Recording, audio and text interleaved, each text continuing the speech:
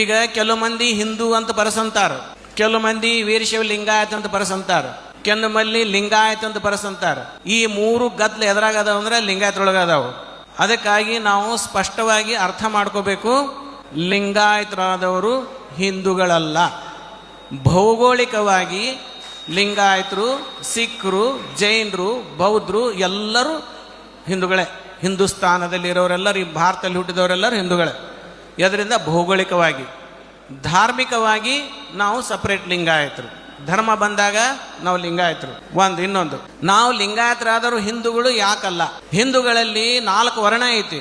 ಒಂದು ಬ್ರಾಹ್ಮಣ, ಒಂದು ಕ್ಷತ್ರಿಯ, ಒಂದು ವೈಶ್ಯ, ಒಂದು ಶೂದ್ರ, 4 ವರ್ಣದವು. ಈಗ ನಾವು ಲಿಂಗಾಯತರಾದವರು ಹಿಂದೂಗಳು ಅಂತ ಅಂದ್ವಿ ಅಂತಂದ್ರ, ನಾವು ಲಿಂಗಾಯತರಾದವರು ನಾವೇನು ಬ್ರಾಹ್ಮಣರೇನು? ಉತ್ತರ ಹೇಳ್ರಿ. ನಾವು ಲಿಂಗಾಯತರಾದವರು ಕ್ಷತ್ರಿಯರೇನು? ಅಲ್ಲ. ಅಲ್ಲ. ನಾವು ಲಿಂಗಾಯತರಾದವರು ವೈಶ್ಯರೇನು? ಅಲ್ಲ. ನಾವು ಲಿಂಗಾಯತರಾದವರು ಶೂದ್ರೇನು? ಅಲ್ಲ. ನಾವು ಲಿಂಗಾಯತರ ಹಿಂದೂಗಳು ಹೆಂಗಾಕೆ? ಅಕಸ್ಮಾತ್ ಲಿಂಗಾಯತರಾದವರು ನಾವು ಹಿಂದೂಗಳು ಅಂತ ಬರ್ಕೊಂಡಿವಿ ಅಂತಂದ್ರ ನಾವು ಅದರಲ್ಲಿ ಶೂದ್ರ ಸ್ಥಾನಕ್ಕೆ ಹೋಕ್ಕೇವಿ. ಶೂದ್ರ ಡಬ್ಬಿನ ನಮಗಿರುವುದು, ಮತ್ತೆ ಬೇರೆ ಡಬ್ಬಿ ಏನಿಲ್ಲ. ಅದಕ್ಕಾಗಿ ಬಸವಣ್ಣನವರು 12ನೇ ಶತಮಾನದಲ್ಲಿ ಶೂದ್ರನಿಗೆ ಯಾವ ಸ್ಥಾನನೂ ಇದ್ದಿದ್ದಿಲ್ಲ. ಅವನಿಗೆ ಶಿಕ್ಷಣ ಇದ್ದಿದ್ದಿಲ್ಲ, ಆಸ್ತಿ ಹಕ್ಕಿದ್ದಿದ್ದಿಲ್ಲ, ಪೂಜೆ ಹಕ್ಕಿದ್ದಿದ್ದಿಲ್ಲ, ಯಾವ ಸ್ವತಂತ್ರನೂ ಇದ್ದಿದ್ದಿಲ್ಲ.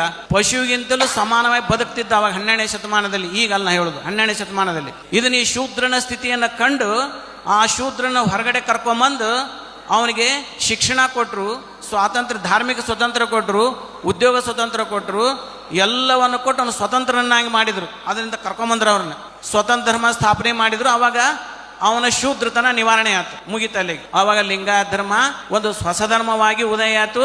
ಅವರೆಲ್ಲರೂ ಹೊರಗಡೆ ಬಂದರು, ಈ ತಮ್ಮ ಸ್ವತಂತ್ರವನ್ನು ಸ್ಥಾಪನೆ ಮಾಡಿದರು. ಇಲ್ಲಿಗೆ ಮುಗೀತು. ಮತ್ತೆ ನಾವು ಅದ್ರಾಗ ಹೋದ್ವಿ ಅಂತಂದ್ರೆ ನಮ್ಮನ್ನ ಕರ್ಕೊಂಬಂದಾರ ಹೊರಗಡೆ ಬಸವಣ್ಣವ್ರು. ಮತ್ತೆ ನಾವು ಅದ್ರಾಗ ಹೊಕ್ಕೇವಿ ಅಂತಂದ್ರೆ ಅದು ನಮ್ಮ ಅಜ್ಞಾನ.